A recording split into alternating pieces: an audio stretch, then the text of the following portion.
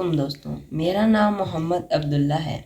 ایک ایسی کہانی جو بالکل ہی ایک انوکھے انداز میں آپ کو زندگی کی 3 اہم سبق سکھائے گی۔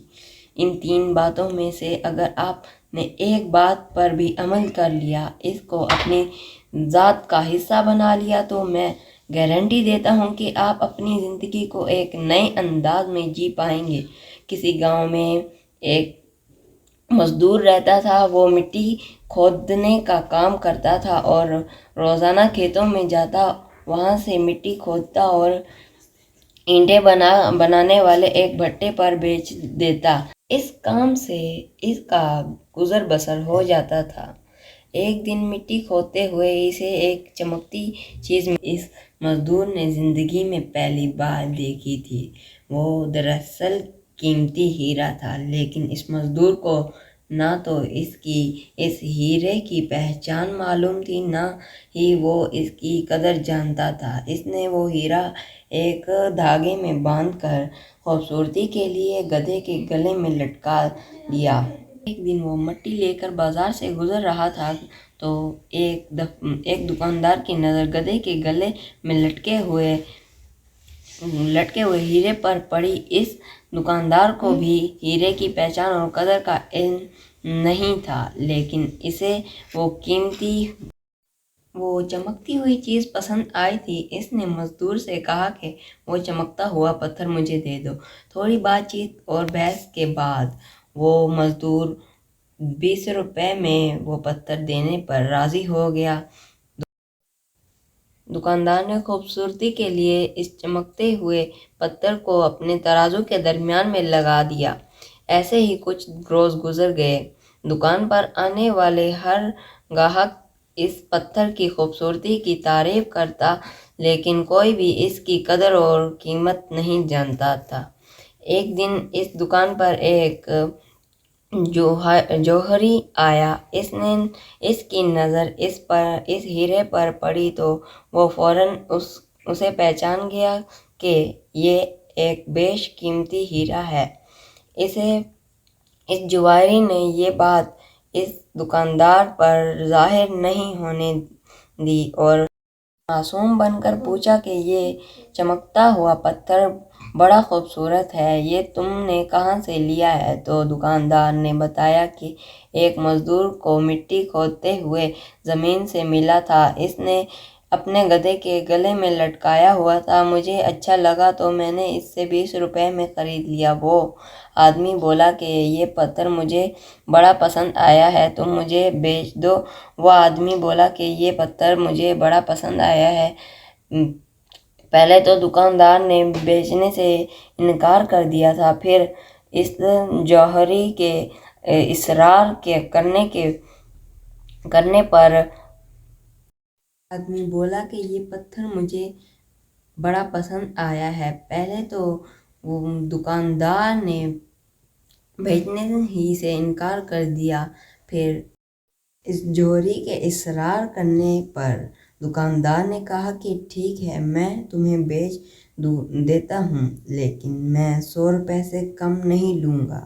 100 روپے دے دو اور لے جاؤ۔ اب ویسے تو 100 روپے کے مقابلے میں بہت ہی معمولی تھی، لیکن وہ جوہری بہت کنجوس تھا اور لالچی بھی۔ وہ یہ بھی جانتا تھا کہ دکاندار کو ہیرے کی اصل قیمت کا نہیں پتہ، اس لیے وہ بولا کہ 100 روپے بہت زیادہ ہیں، ایسا ہے کہ تم نے 20 روپے میں لیا تھا تو میں تمہیں 50 روپے دیتا ہوں۔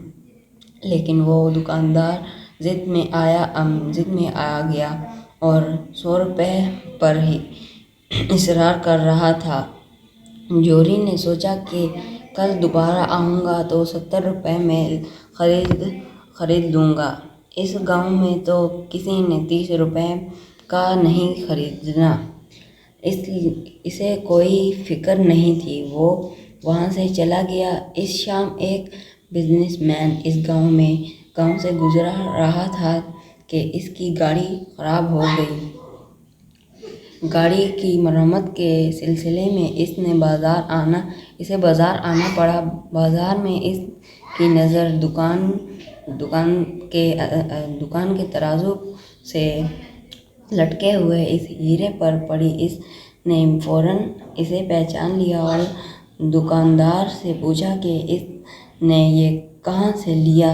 دکاندار نے اسے بھی ساری بات بتا دی۔ اس بزنس مین نے کہا کہ میں یہ خریدنا چاہتا ہوں تو تم مجھے کتنے میں بیچو گے؟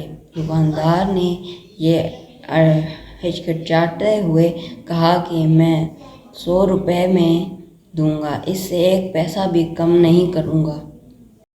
اس بزنس مین نے بغیر کسی ہچکچاہٹ کے فوراً 100 روپے میں خرید لیا۔ اگلے دن وہ کنجوس جوہری اس دکان پر دوبارہ آیا تو دیکھا کہ ہیرا غائب ہے۔ آدمی نے دکاندار سے پوچھا کہ ہیرا کہاں ہے؟ دکاندار نے کہا کہ شہر سے ایک امیر آدمی آیا تھا، میں نے اسے 100 روپے میں بیچ دیا ہے۔ یہ سن کر جوہری سر پکڑ کر بیٹھ گیا۔ اسے کچھ سمجھ نہیں آ رہا تھا کہ وہ کیا کرے۔ وہ غصے سے بولا، تم انتہائی بے وقوف آدمی ہو، تمہیں پتہ ہی نہیں کہ وہ صرف چمکتا ہوا پتھر نہیں تھا بلکہ ایک انمول ہیرا تھا اور تم نے اسے صرف 100 روپے میں بیچ دیا، تم انتہائی بے وقوف ہو۔ اس دکاندار نے ہنستے ہوئے کہا کہ جناب، اصلی بے وقوف تو آپ ہیں، مجھے تو علم نہیں، لیکن آپ کو تو معلوم تھا کہ وہ ایک قیمتی ہیرا ہے، لیکن پھر بھی آپ صرف 50 روپے کے لیے مجھ سے بحث کرتے رہے۔ اگر آپ نے افسوس ہی کرنا ہے تو خود پر کریں کہ آپ نے 50 روپے کے لیے وہ قیمتی ہیرا گنوا دیا ہے۔ وہ جوہری اپنی بے وقوفی پر پچھتاتا ہوا دکان سے باہر چلا گیا۔ دوستو، یہ کہانی ہمیں 3 قیمتی سبق سکھاتی ہے۔ نمبر 1، کنجوسی وہیں کریں جہاں اس کی ضرورت ہو۔ اگر آپ ہر کام میں ہی کنجوسی دکھائیں گے تو نقصان اٹھائیں گے۔ دوسری بات یہ کہ موقع کو کبھی ضائع نہ کریں۔ بعض دفعہ ہم زیادہ سمارٹ بننے کے چکر میں قیمتی موقع ضائع کر دیتے ہیں۔ اور تیسرا سبق یہ ہے کہ جو کام آپ نے ہر صورت کرنا ہے تو پھر دیر نہ کریں، اسے فوراً کر دیں۔ یہ عادت اگر آپ نے اپنا لی تو زندگی میں بڑے نقصان سے بچائے گی۔ کہ وہ ایک کہاوت ہے نا کہ کل کا کام کل کریں اور آج کا کام ابھی کریں۔ امید ہے آپ سب کو آج کی ویڈیو اچھی لگی ہوگی۔ اگر آپ اس چینل پر نیو ہیں تو سبسکرائب کرنا نہ بھولیں۔ اپنا اور اپنے ساتھ جڑے رشتوں کا خیال رکھیں۔ اللہ حافظ۔